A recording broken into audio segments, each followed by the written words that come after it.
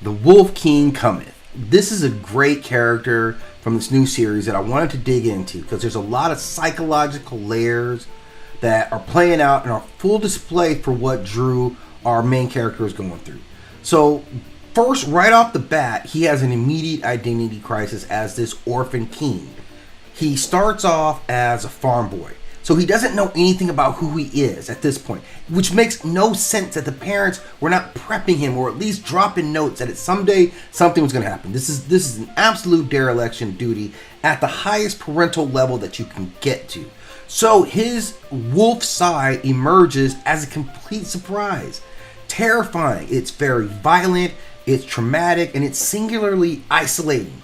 And this is textbook identity rupture. This young man is forced to reconcile a new side of himself all of a sudden. No mental preparation, no idea, no mentoring in this regard, which is the real problem of living kind of as this orphan in this culture where if he had grown up around beings who were like him, he would have seen this. So he's forced to deal with this, which would be a difficult thing even for kids born in this. This is kind of, puberty, going through a change.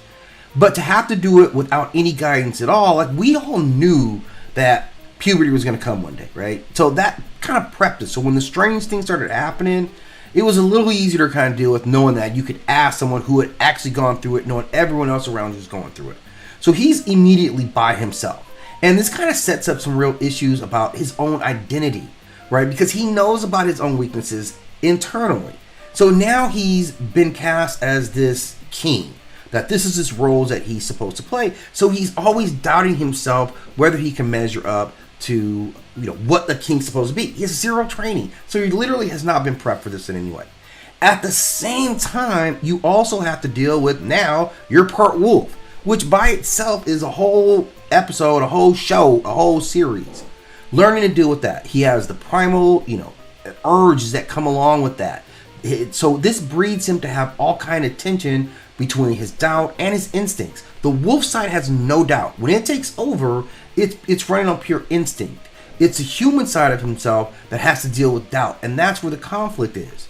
Then he has this burden of legacy. He didn't choose this identity or this destiny. This was thrust upon him. And this is common in a lot of stories like this.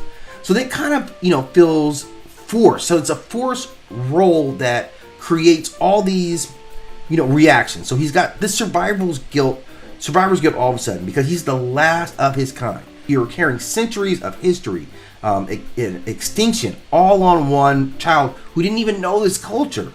He has an anxiety that comes along from these expectations that they put their hopes on him, their fears, their rebellion. This is not just about Drew, the kid, the person. It's more about the Wolf King. The other side of him is a side they value more, but Drew is left to deal with the day-to-day tasks. The beast only has to come out when it's really a problem. So the wolf is Drew's greatest gift, and it's his greatest psychological torment. The transformation isn't about, for him at least, empowerment alone, because he does get that and he enjoys it. But it's also about a loss of control, not just in the moment, which he will struggle with that control. That's instinctual inside the wolf. But also that his own future he has no control about. So that plays on him in two ways. So he's embodying this shadow self, literally, in his wolf self.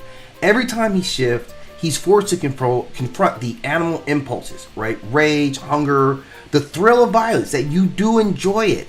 And his growth is going to be in learning how to integrate this shadow, to not suppress it. So in a lot of ways, this reminds me kind of a Bruce Banner Hulk situation, that you're probably at your best when you can merge these two, but essentially these two things are at odds with one another.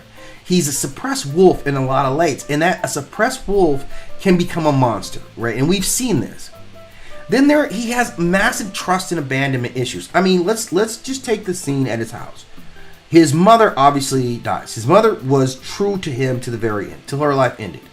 But his brother and his father immediately flipped on him. Immediately. They didn't stop to question, hey, Drew, what happened? His father should have known he was going to be this werewolf as well. He should have stopped and calmed it down, but that didn't happen. They immediately flipped on him. In fact, the whole village all immediately turned on him. So now you've got this big, after having all the security most of your life or all your life, Now all that's been taken away. So now you're out there just on your own, relying on your instincts. And then you see the other side of it, like, Whitley and Gretchen. They don't see him as him. They see him as what he represents, which is the Wolf King. So do any of them actually care about Drew, the boy, right? Or do they just care about Drew, the Wolf King? I only care about Drew, the Wolf King. But this abandonment trauma is going to linger from being raised outside of his birthright. So psychologically, he puts up protective walls of independence, but at the same time risking alienating those who might genuinely help him, and he does need their help. So we're seeing Drew go through a lot as a kid. Most students, or kids struggle to find themselves during their teen years. Like, we all know that. But he has to do it while he's being hunted, while he's being crowned, and while he's bleeding from all these attacks. And his arc is less about slaying his enemies and more about maturing as a person with all these things that are going on and not having this preparation. So he needs to learn empathy without weakness. He needs to learn leadership without tyranny. He has to learn self-acceptance without arrogance. And because we see the shadow and the reflect of these things reflected in the current, king. So these are going to be important concepts that I look for him to have to, both face and overcome as a character. And his archetype is kind of typical, this reluctant hero, but fused with this shadow beast. So we're kind of seeing a little bit more depth, I think, in this character than a lot of stories. And his psyche is kind of shaped by this identity fracture, this legacy, and this constant war that's going to be going on between his human heart and this animal soul, and which one's going to win out. He's not just fighting against sharks and lions, it's a whole nother issue that's what you're getting into, but he's fighting, the instinct that he'll become just like them when he turns into his wolf self. So it'll be an interesting ride to see how he develops. But if you have some more you want to add to my comments on this, drop them in the comment section.